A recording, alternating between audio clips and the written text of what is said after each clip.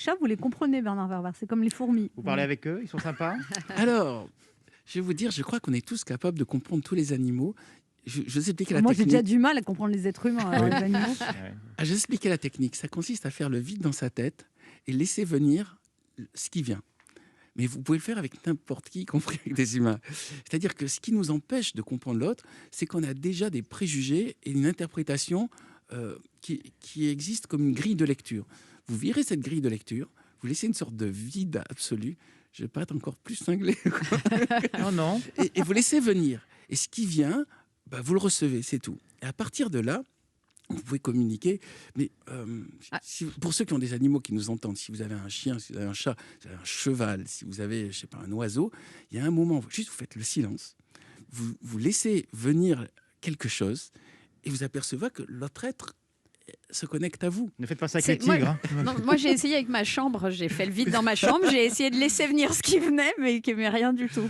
Je crois qu'on est gêné par une sorte de brouhaha de pensée qui fait qu'on n'écoute pas vraiment les autres. On ramène ça à l'être humain. On ne laisse pas venir les autres. On est en train déjà d'être confirmé dans notre préjugé.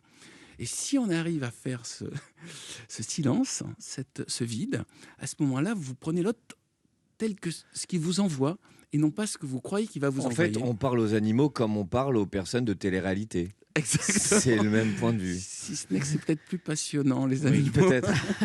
Mais ça, il y en a un autre qui a fait ce boulot avant moi et qui est arrivé à faire passer des idées sympas, c'est La Fontaine. La Fontaine, en fait, il a compris qu'il ne pouvait pas communiquer avec les humains en parlant de la même manière.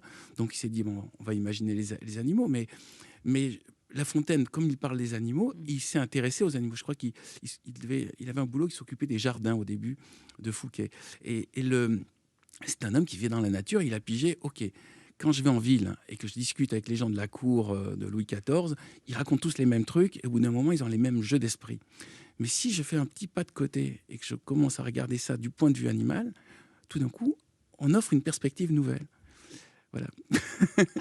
Je suis conscient que c'est bizarre ce que je raconte. Qu'est-ce que vous offrez